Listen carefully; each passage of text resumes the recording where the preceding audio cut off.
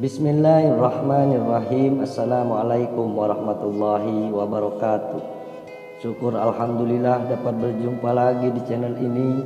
Semoga sholawat serta salam tetap tercurah limpahkan kepada junjungan kita baginda Nabi Muhammad sallallahu alaihi wasallam. Harapan dan doa saya semoga saudaraku semua selalu diberikan kesehatan, dimudahkan rezekinya, dan dipanjangkan umurnya. Amin ya rabbal alamin. Sahabat dan pemirsa yang dirahmati Allah, sholat duha adalah amalan sunnah yang dikerjakan oleh umat muslim di pagi hari. Terkait sholat duha, Nabi Shallallahu Alaihi Wasallam sendiri menjadikannya wasiat, seperti dijelaskan dalam hadis yang diriwayatkan Abu Hurairah radhiyallahu an. Kekasihku Rasulullah Shallallahu Alaihi Wasallam mewasiatkan kepadaku 3 hal, yaitu puasa 3 hari setiap bulan, 2 rakaat sholat duha, dan sholat witir sebelum tidur. Hadis riwayat Bukhari dan Muslim. Rasulullah Shallallahu Alaihi Wasallam menganjurkan kaum muslimin mengerjakan sholat duha, ialah 2, 4, 8, dan 12 rakaat. Anjuran sholat duha ini bukan tanpa sebab. Amalan sunnah tersebut mengandung banyak manfaat dan keutamaan. Manfaat mengerjakan sholat duha bagi muslim: yang pertama, sebagai pembuka pintu rezeki. Manfaat sholat duha yang pertama ialah sebagai pembuka pintu rezeki bagi kaum muslimin yang rutin mengamalkannya. Dalam hadis dari Nu'aim bin Hammad al-Ghatafani, Nabi Shallallahu Alaihi Wasallam bersabda, Allah Ta'ala berfirman, wahai anak Adam, janganlah engkau tinggalkan 4 rakaat sholat di awal siang di waktu duha, maka itu akan mencukupimu di akhir siang. Hadis riwayat Ahmad. Yang kedua, diganjar pahala setara ibadah haji dan umroh sempurna. Selain itu, manfaat bagi muslim yang rajin mengamalkan sholat duha adalah memperoleh pahala setara menunaikan haji dan umroh yang sempurna.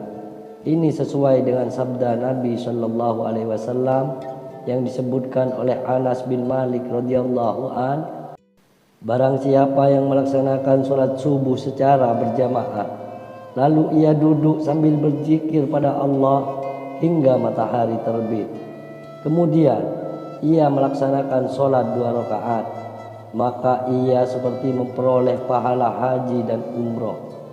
Beliau pun bersabda, pahala yang sempurna, sempurna dan sempurna.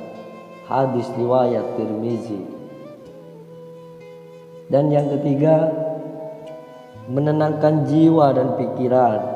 Ketika sholat duha dilakukan dengan khusyuk dan semata-mata mengharap ridho Allah, maka akan muncul perasaan tenang, terlebih jika diiringi dengan doa dan lantunan harapan yang ditujukan kepada Sang Khalik. Bahkan saat berwudu di pagi hari, maka batin dan pikiran menjadi tenang. Begitu juga dengan gerakan sholat duha yang dikerjakan. Dan yang keempat, sedekah bagi persendian tubuh. Sholat duha juga menjadi cara bersedekah kepada tubuh. Berikut bunyi hadis Rasulullah Sallallahu Alaihi Wasallam. Dalam tubuh manusia itu ada 360 ruas tulang. Ia harus dikeluarkan sedekahnya untuk tiap ruas tulang tersebut. Para sahabat bertanya, siapakah yang mampu melaksanakan seperti itu, wahai Rasulullah Sallallahu Alaihi Wasallam? Beliau menjawab, dahak yang ada di masjid, lalu pendap ke tanah dan membuang sesuatu gangguan dari tengah jalan, maka itu berarti sebuah sedekah. Akan tetapi jika tidak mampu melakukan itu semua, cukuplah engkau mengerjakan 2 rakaat sholat duha. Hadis riwayat Ahmad dan Abu Daud. Dan yang kelima, memperoleh ganimah besar dari Allah Subhanahu wa taala. Ganimah adalah bentuk keuntungan yang besar dari Allah Subhanahu wa taala bagi siapa saja yang mengerjakan sholat duha. Rasulullah sallallahu alaihi wasallam pernah bersabda, barang siapa yang berwudu kemudian masuk ke dalam masjid dan melakukan sholat duha, dialah yang paling dekat tujuannya, tempat perangnya, lebih banyak ganimahnya dan lebih cepat kembalinya. Sahih Al-Targhib. Demikianlah yang dapat kami sampaikan, semoga dapat bermanfaat bagi kita semua. Barakallahu fikum. Assalamualaikum warahmatullahi wabarakatuh.